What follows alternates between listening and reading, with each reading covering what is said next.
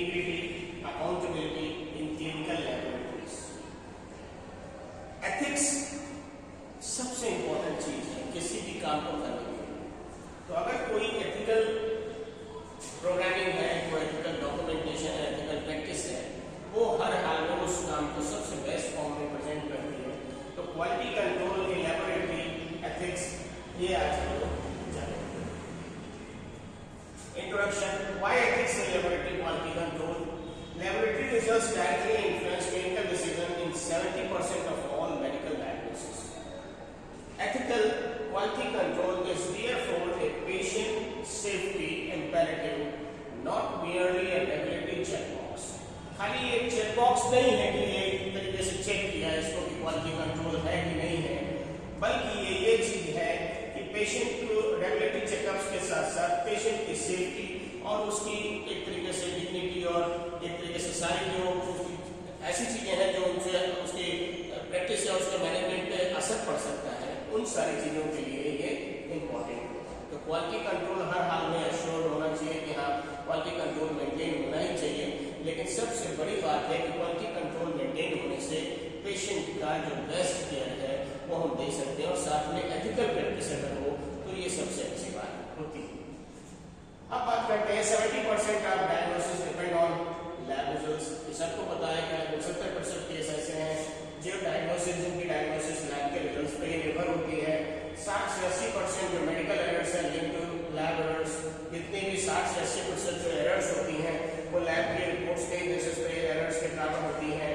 And almost $5 billion annual cost of lab related investigations and 1 in 3 lab errors involve ethical lapses। तो 3 में से 1 जो है वो जो इन्वेस्टिगेशंस हैं, जो प्रैक्टिसेस हैं, वो एथिकल लैब्स उसमें जरूर होता है या एथिक्स का पालन नहीं होता है।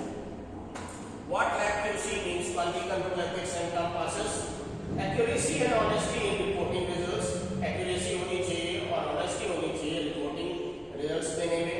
Proper handling and documentation of quality control data, proper handling और डॉक्यूमेंटेशन होना चाहिए क्वालिटी कंट्रोल डेटा में। Disclosure of errors and near Mrs, किस चीज का डिस्क्लोजर होना चाहिए, बताना चाहिए कि क्या एरर्स है या कोई नियर मिसेस हुई है। या ethical use of proficiency testing, proficiency testing में एथिकल यूज होना चाहिए। अवॉइडेंस ऑफ रिजल्ट्स फैल्सिफिकेशन और फैब्रिकेशन, और कोशिश करना चाहिए कि कोई भी फॉल्स या फैब्रिकेटेड रिपोर्ट्स इस तरीके की आगे न जाने पाए, न बनने पाए। Next is consequences of ethical failures. क्या होता है? मिसडायग्नोसिस हो सकती है, इसकी वजह से पेशेंट को हार्म हो सकता है या उसकी डेथ भी हो सकती है। लीगल लायबिलिटी, कानूनी पहलू भी इसमें हो सकते हैं, या रेगुलेटरी सैंक्शंस लग सकते हैं। Loss of regulatory accreditation, NABL का आपका लॉस हो सकता है, या साथ में damage to institutional and professional reputation, जो इंस्टीट्यूट है उनकी प्रोफेशनल रेपुटेशन डाउन हो सकती है, डैमेज हो सकती है। साथ में criminal prosecution for gross negligence, अगर बड़ी नेग्लिजेंस है तो फिर आपके ऊपर क्रिमिनल प्रोसिक्यूशंस भी लागू हो सकते हैं। Next is quality control in clinical laboratories. A systematic process to ensure test results are accurate, reliable and clinically meaningful. इसीलिए जरूरी है सिस्टमैटिक प्रोसेस होता है इस बात को एश्योर करने के लिए कि जो टेस्ट हो रहे हैं वो एक्यूरेट है, भरोसेमंद है और क्लिनिकली मीनिंगफुल। ठीक है। प्री एनालिटिक फेज क्या होती है? Patient identification and sample collection, correct tube volume and timing, sample transport and storage condition, centrifugation, aliquoting, test requisition, accuracy. तो ये सारी चीजें जो थी प्री एनालिटिकल फेज में आती हैं। फिर एनालिटिकल फेज में क्या होता है? Instrument calibration and maintenance, instrument का कैलिब्रेशन हो और मेंटेनेंस हो। इंटरनल क्वालिटी कंट्रोल हो, रन होना चाहिए। रीजेंट लॉट मैनेजमेंट होना चाहिए। Westgard rules applications and Levey Jennings chart monitoring होनी चाहिए। ये सारी चीजें एनालिटिकल फेज में आती हैं। और फिर पोस्ट एनालिटिकल फेज में reference interval validation, critical value reporting protocols, result verification before release, turn around time monitoring and external quality assurance participation must होता है। So that's why the total quality management requires ethical conduct at every phase। ठीक है। A single lapse anywhere in the chain can render results unreliable। तो अगर एक भी जगह पे फेज में आपका कोई भी चेंज जो उसकी है उसमें कहीं पे भी अगर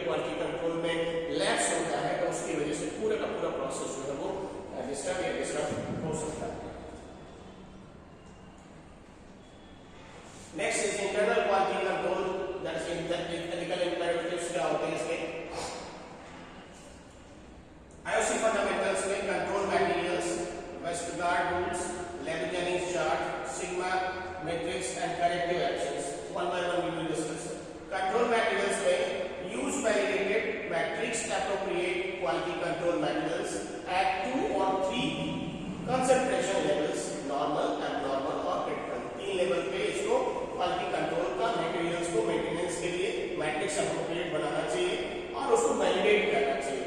फिर बेस्ट स्टार्ट टूल्स में apply multi rules QC pass 2S 1 3S 2 2S R4S and these are the to objectively detect random and systematic errors। अब मल्टीपल जो अगर multi tool quality control check करते हैं तो इसमें रैंडम एंड सिस्टमैटिक एरर्स को हम डिटेक्ट कर सकते हैं। फिर लेवल जेनिंग्स चार्ट्स में plot daily QC means graphically visual trends and shift must trigger investigation before patient results are released. तो इस तरीके से इससे भी हम पहले से पता कर सकते हैं। फिर सिग्मा मैट्रिक्स में use 6 sigma EEA bias and CV to objectively assess analytical performance and set appropriate QC frequency and corrective actions में any QC failure must be documented with root cause analysis and corrective actions taken and preventive measures recorded। अगर कोई भी चीजें मिलती हैं तो उसके corrective measures और उसका जो एनालिसिस पहले से हुआ उसके बेसिस पे उसके corrective measures को रिकॉर्ड करना चाहिए। Next is ethical obligations in internal quality control। Never falsify quality control data. ध्यान रखिए कभी भी कोई जो क्वालिटी कंट्रोल का डेटा है उसको झूठी तरीके से प्रस्तुत ना करें। डॉक्यूमेंट ऑल QC रन्स, जितने भी क्वालिटी कंट्रोल रन्स हुए हैं उनको डॉक्यूमेंट करें। Do not release results on failed QC। अगर कोई फेल्ड क्वालिटी कंट्रोल है तो उसमें रिजल्ट्स को रिलीज ना करें। Next transparent root cause reporting, जो उसका रूट कॉज है उसकी रिपोर्टिंग ट्रांसपेरेंटली होनी चाहिए and maintain QC material integrity, और जो QC मटेरियल है उसकी इंटीग्रिटी को मेंटेन करें। तो ये 6 एस्पेक्ट्स हमेशा ध्यान रखेंगे, 5 एस्पेक्ट की इस तरीके से हमको मेंटेन करना है। Next is what is EQA and PT। EQA and proficiency testing are the external mirrors of laboratories to performance. Ethical participation is non negotiable. तो जो एथिकल पार्टिसिपेशन होता है उसमें कोई भी बात या कोई भी विचार या कोई भी अलग से बात रखने का पॉइंट नहीं होता, उसमें कोई बातचीत नहीं हो सकती है। What is EQA/PT? Laboratory analysis and report results to the screen and performance compared against peer laboratories and targeted values. Program EQAs and EQAs SCAP PT and accreditation rounds mandatory for accredited labs best practices for all। तो इस तरीके से ये चीजों को EQA apply होता है। फिर ethical conduct during PT।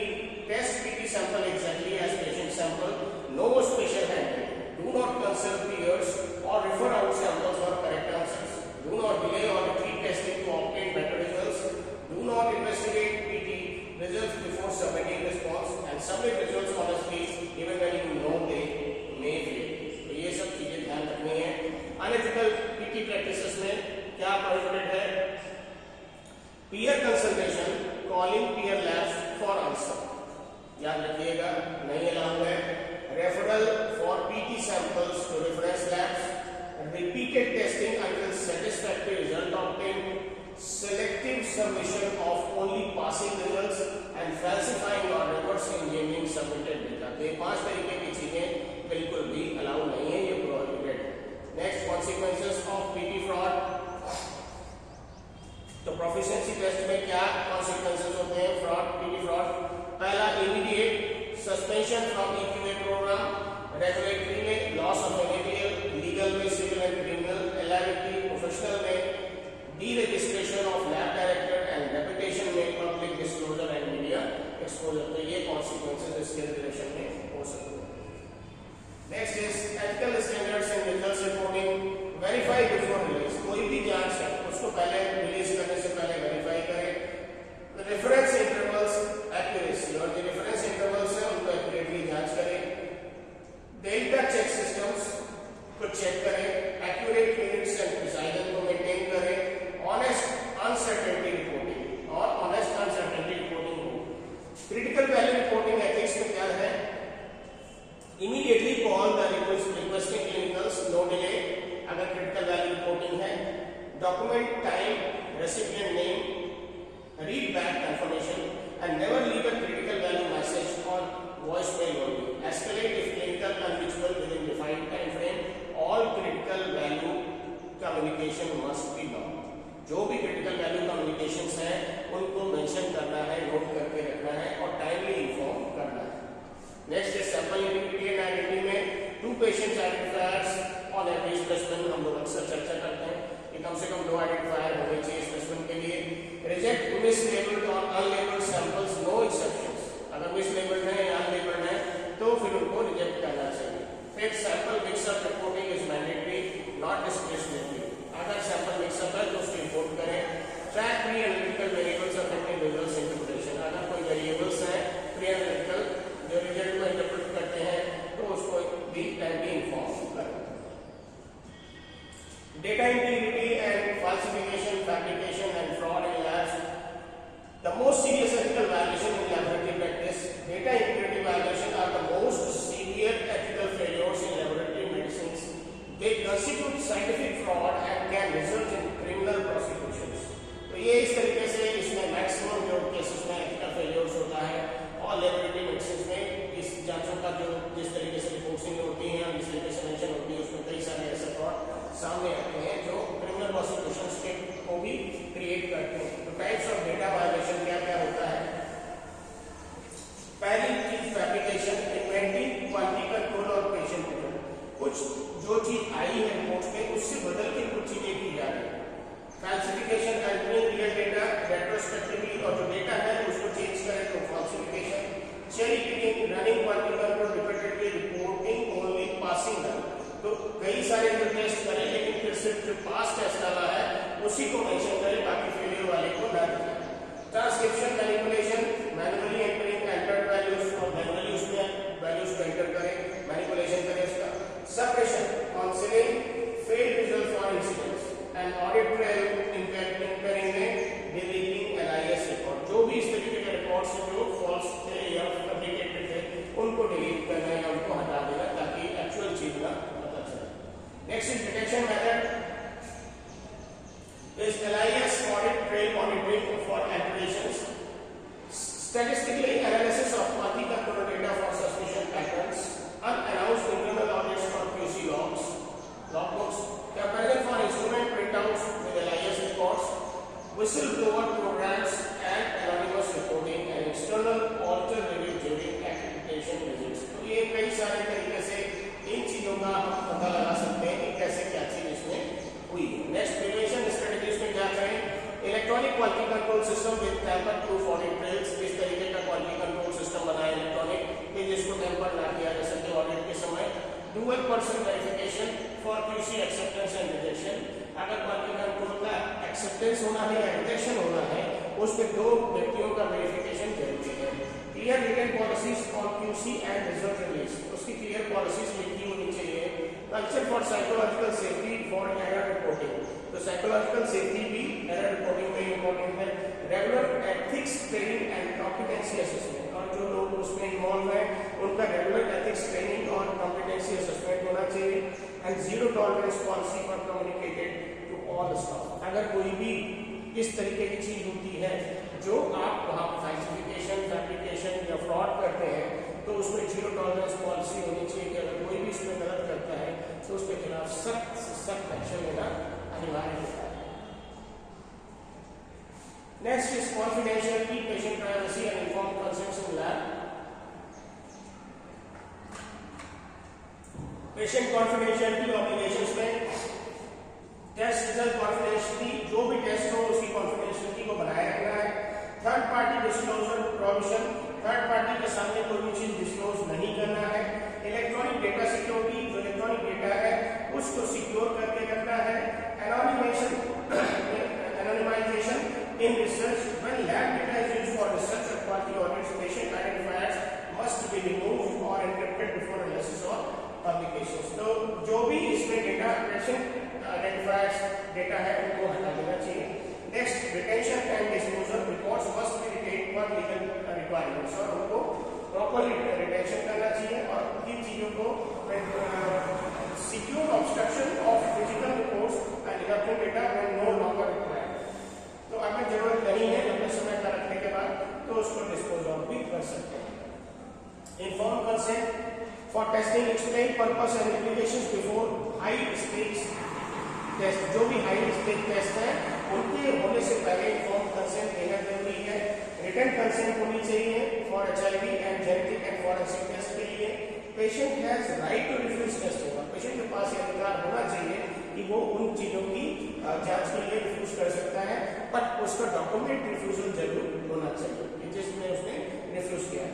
Miners and incapacitated patients, guardian consent, अगर माइनर है या इनकैपेसिटेड पेशेंट है जिसको अपनी कैपेसिटी नहीं है देने के लिए, तो उसके गार्जियन की कंसेंट अनिवार्य है। Consent must be freely given, जो कंसेंट है वो फ्रीली गिवन होनी चाहिए, नो कोर्शन, कोई भी उसमें जो जबरदस्ती या बनावट के साथ नहीं होना चाहिए। Sensitive and special category test में HIV या STI testing, genetic testing, biometric testing and drugs of abuse, तो इन सारी चीजों में स्पेशल कैटेगरी टेस्ट में सेंसिटिविटी मेंटेन होगी। Next is turn around time by ethics organization में ethically and laboratory must balance speed, accuracy and equity, cutting corner from any dimensions to satisfy another creates patient risk। तो इसमें क्या होता है, जो balance कराना, speed जो चेक है और एक्यूरेसी और इक्विटी को मेंटेन करना होता है, ये सबसे बड़ी चीज होती है। अगर इससे हट के कुछ करते हैं तो फिर हम पेशेंट को रिस्क में डाल सकते हैं। पहली चीज specimen recipient, that is T0, registration and sorting T+5, processing plus analysis T+15 to 30, technical validation T+35, clinical validation T+40 and result release T+45। ठीक है। Ethical shutdowns to avoid releasing unvalidated results under pressure, तो कोई unvalidated result है उनको release नहीं करना। Reporting estimated results as confirmed, जो भी estimated results है as confirmed बिना चेक के नहीं उसको आगे बढ़ाना है। Skipping clinical validation to meet targets, अगर कोई validation में दिक्कत है तो उसको targets को meet करना चाहिए। Backdating report times to meet audit benchmark, अब backdate की चीजें नहीं होनी चाहिए। Virtual and staffing ethics में क्या है, under staffing increase error risk and escalate forwardly, अगर कम स्टाफ है और काम ज्यादा है तो उसमें एरर्स के चांसेस ज्यादा है। Overtaxed staff must not be pressured to skip QC steps, overtax staff जो अगर कोई है तो उसके ऊपर ये QC जो चेक्स होते हैं उनको प्रेशराइज नहीं करना चाहिए, इसको एक तरीके से स्किप करें। Next, document when workload affects quality, it is your ethical duty, तो डॉक्यूमेंट करें जब भी वर्कलोड आपका अफेक्ट करे क्वालिटी को, तो ये इंपॉर्टेंट है आपकी एथिकल ड्यूटी के लिए। Advocate high attention task, avoid fatigue related errors, fatigue related errors को भी कोशिश करना चाहिए अवॉइड करें। नेक्स्ट, प्रायोरिटाइजेशन इक्विटी में emergency test must be triaged by clinical urgency, not status। emergency test भी triaged by clinical urgency, तो emergency कोई टेस्ट है तो उनको प्राथमिकता देना चाहिए। VIP samples must not be skipped standard quality verification, और ऐसा नहीं कि VIP के अगर कोई सैंपल्स आए हैं तो उसमें QC या क्वालिटी कंट्रोल वेरिफिकेशन ना करें। All patients deserve equality regardless of payer type, सारे मरीजों के साथ एक जैसा ही बर्ताव होना चाहिए, नहीं कि कोई ज्यादा पेयर है तो उसके लिए कुछ अलग तरीके से करके देना चाहिए। वर्बल सब that is called urgent request must be documented formally, और अगर कोई इस चीज को मेंशन करता है कि साहब मेरा काम बहुत जल्दी होना, अर्जेंट होना, तो उसको मेंशन कर दीजिए कि ये चीज अर्जेंट के लिए मेंशन की गई। Next is accreditation and regulatory frameworks for lab QC ethics, that's ISO, NABL, CAP accreditation, CLIA, JCI and CLSI guidelines, ये इस तरीके की इंटरनेशनल स्टैंडर्ड फॉर जो ऑर्गेनाइजेशन है उनके through NABL, national accreditation board of laboratory testing, CAP, college of medical pathologist, CLI, clinical laboratory improvement amendments, JCI, standard joint commission of international, and CLSI, that is clinical and laboratory standards institute document, that is called EP1, EP15 and EP9। ये इस तरीके के जो accreditation जो departments हैं वो अलग अलग लेवल पे एक्रेडिटेशन देते हैं। Next is staff competency ethics and training, professional accountability. पहली चीज initial training, number 2 supervised practice, third is competency assessment, then continued education, and if we will continue with that should be in the form of revalidation, that is in the annual form, it should be revalidated। So ethical training curriculum क्या होना चाहिए, core principles क्या होने चाहिए, integrity, honesty and moral efficiency। ठीक है, ये तीन चीजें ध्यान रखेंगे। क्वालिटी कंट्रोल डेटा एथिक्स में प्रॉपर डॉक्यूमेंटेशन होना चाहिए और नॉन फाल्सिफिकेशन होना चाहिए। फिर क्रिटिकल वैल्यू रिपोर्टिंग रिस्पांसिबिलिटीज होनी चाहिए। पेशेंट कॉन्फिडेंशियलिटी, उसकी कॉन्फिडेंशियलिटी को मेंटेन करें और डेटा प्रोटेक्शन लॉ अप्लाई करें। Conflict of interest recognition and management हो, whistle blowing procedures and legal protections हो, केस स्टडीज में real world and ethics and violations and outcomes हो, एंड रेगुलेटरी फ्रेमवर्क में ISO, NACL, CLI and obligations must have to be performed. Now the point is professional accountability. It has 4 parts: laboratory director, supervisor and section heads, bench technologists or medical lab technicians, and IT and LIS administration. इस तरीके से professional accountability maintain की जा सकती है। Next is error management, incident reporting in trust culture में ethical error management transform mistake into learning opportunities. तो अगर कोई भी हम एथिकल एरर करते हैं तो फिर उसके वजह से सीखने में भी हमें दिक्कतें आती हैं। एरर क्लासिफिकेशन इन मैथमेटिक्स में क्या है? Slips and lapses, rule based mistake, knowledge based errors and systemic process errors. Slips and lapse में क्या है? ट्रांसक्रिप्शन एरर्स या मिसलेनिंग। रूल बेस्ड मिस्टेक्स में अप्लाई रॉन्ग रेफरेंसेस इंटरवल, अगर रॉन्ग रेफरेंसेस इंटरवल्स हम अप्लाई करते हैं तो ये आएगा रूल बेस्ड मिस्टेक में। नॉलेज बेस्ड एरर में क्या आएगा? Miss interpreting interference. अगर मिस इंटरप्रेटिंग इंटरफेरेंस देते हैं that is high harm potential इसमें होता है, ध्यान रखिएगा। Next, systematic process and errors में no critical value protocol is there and it's in fact they impact is affects many patients अगर सिस्टमिक या प्रोसेस एरर्स होते हैं। Just culture principles can distinguish human errors from careless behaviour, punish only willful violation not honest mistake. अगर कोई किसी से कोई जान के कोई गलती हो जाती है और वो जान के उन चीजों को करता है तभी उसको सजा देना, अदरवाइज कोई ऑनेस्ट मिस्टेक है तो वहां पे नहीं देना। Psychological safety to report errors without fear. अगर कोई स्टाफ कोई से गलती हुई या कोई बात है तो उसको इमीडिएटली बेसिस पे इन्फॉर्म करना चाहिए, लेकिन उस पर कोई भी प्रेशर या उस तरीके की स्टेटस नहीं डालना चाहिए। Learning focused investigation, not making allegations, near miss reporting is praised not villainized. अगर नियर मिस रिपोर्टिंग है, कोई स्टाफ उसकी रिपोर्टिंग करता है तो उसको पेनलाइज नहीं करना चाहिए, उसको एक तरीके से इस चीज को अप्रिशिएट करना चाहिए, उसने अपनी बात को रखा। System fixes take priority over individual, तो सिस्टम को फिक्स करना चाहिए प्रायोरिटीज, ना कि एक दूसरे को ब्लेम करना चाहिए। Next is incident reporting process में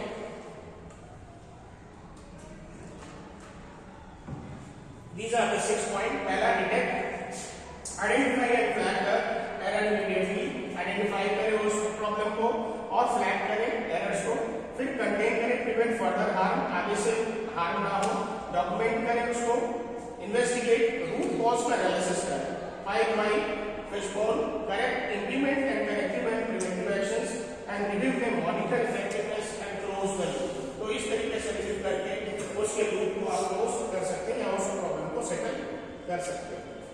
next is conflict of interest and commercial pressure and ethical boundaries में commercial incentives in laboratory medicines can create ethical tension and that must be proactively identified and managed.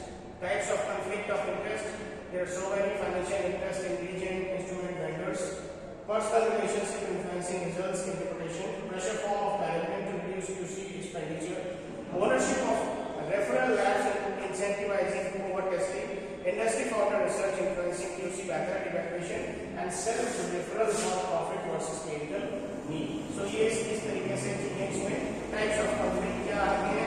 Commercial pressure in QC, pressure to use cheaper unvalidated result. इस तरीके की भी स्थिति होती है कि जो सस्ते रिजल्ट खरीद करके उससे जो है पेशेंट की जांच करना, इसको ध्यान करेंगे। Reducing QC frequency to cut material cost, quality control checks को कम करने से क्या होता है, मटेरियल कॉस्ट घट जाती है। Rushing results release to meet volume based revenue target, और इसके लिए भी रश करना कि रेवेन्यू बेस्ड टारगेट्स अचीव करें। Suppressing EQA failures to maintain corporate image, corporate image को बनाए रखने के लिए सप्रेस करना EQA को।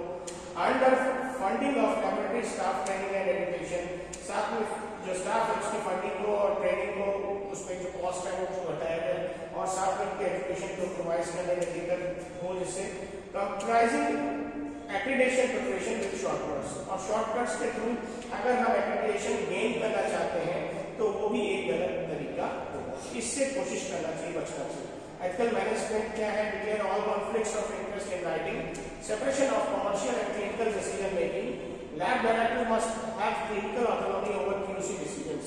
ये ध्यान रखिए जो लैब का डायरेक्टर होता है उसकी क्लिनिकल ऑटोनॉमी होनी चाहिए क्वालिटी कंट्रोल के डिसीजन लेने के लिए, उसके ऊपर कोई प्रेशर नहीं होना चाहिए। Independent ethics officer and committee oversight, इसके साथ साथ जो स्वायत्त या स्वतंत्र जो है एथिक्स ऑफिसर होना चाहिए और साथ में कमेटी भी होनी चाहिए, एथिक्स कमेटी, जो इसको पूरी चीज को निगरानी कर सके और इसके पारदर्शिता से निर्णय ले सके। Transparent reporting of vendor relationship in tenders, और रिपोर्टिंग जो है जो ट्रांसपेरेंट तरीके से रिपोर्टिंग वेंडर रिलेशनशिप होनी चाहिए। साथ में whistle blower protection for staff who face concern, और इसके साथ साथ ऐसा जो कोई स्टाफ हो जो किसी कमी को मेंशन करता है या बताता है उसको हम लोग विसल ब्लोअर कहते हैं, तो उसकी सेफ्टी और प्रोटेक्शन का भी पूरा ध्यान रखना चाहिए, क्योंकि उससे क्या होता है लूप होल्स का हर हाल में हमें पता चलता है। Ethical QC in special laboratory context में point of care testing, that is called POCT. Forensic and medical legal labs, research laboratories and resource limited settings में first of all POCT में QC must be performed even in bedside and remote setting. Operators must be trained and competency assessed. Electronic connectivity to LIS mandated for audit trail and result integrity same as central lab. No relaxation. याद रखिए result integrity same as central lab and no relaxation. Must participate in POCT and EQA program. Now the next is forensic medical legal labs में chain of custody is an ethical and legal requirement. तो chain of custody maintain होना चाहिए ethical और legal requirement में dual analysis sign of all critical findings. Result all withstand, दो बार जरूर analysis होना चाहिए.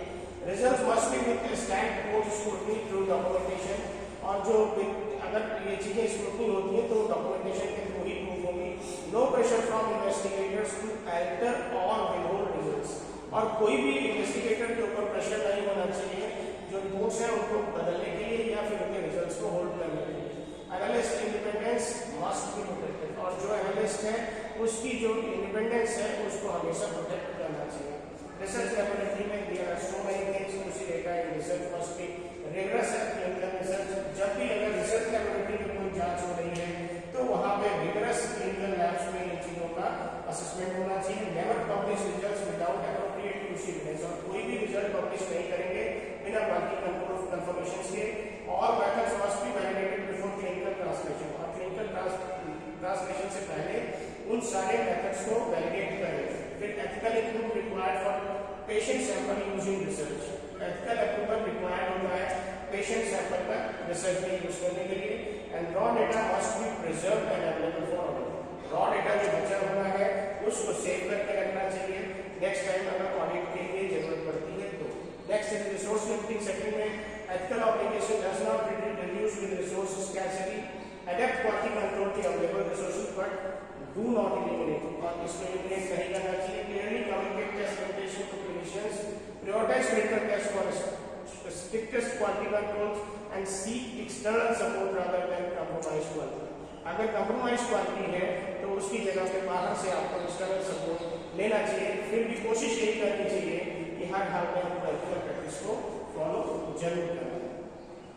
And last the laboratory ethics charter क्या है? Core principles every laboratory professional must uphold. उसको इनका पालन जरूर करना चाहिए.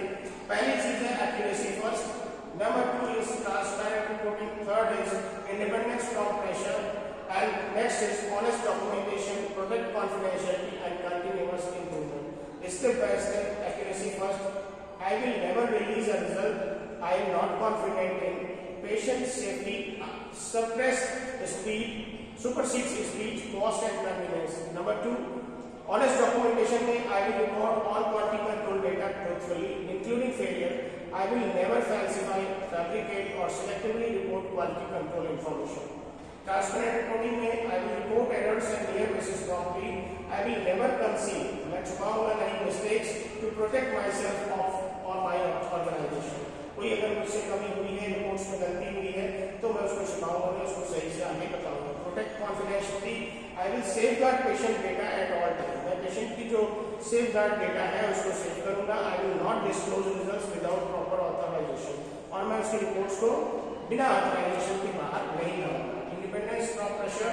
I will resist commercial, managerial or personal pressure that compromises the integrity of my results or program. तो मैं इस तरीके के दबाव में कमर्शियल या मैनेजमेंट या पर्सनल प्रेशर में नहीं आऊँगा और क्वालिटी कंट्रोल में पेशेंट की एक्टिविटी और जो जांच की स्थिति है उसके अनुरूप ही आगे अपनी बात कहूँगा। कंटिन्यूअस इंप्रूवमेंट में I will actively participate in improving and uphold accreditation standards and pursue ongoing competency to serve patients better. तो अगर इस तरीके की स्थितियां हैं उनको हम डे बाय डे इंप्रूव करें और स्टैंडर्ड्स को मेंटेन करके, पेशेंट स्टैंडर्ड्स को मेंटेन करके अपनी कॉम्पिटेंसी को बढ़ाते हुए पेशेंट को बेस्ट सर्विस या बेस्ट केयर दें तो सबसे अच्छा होगा।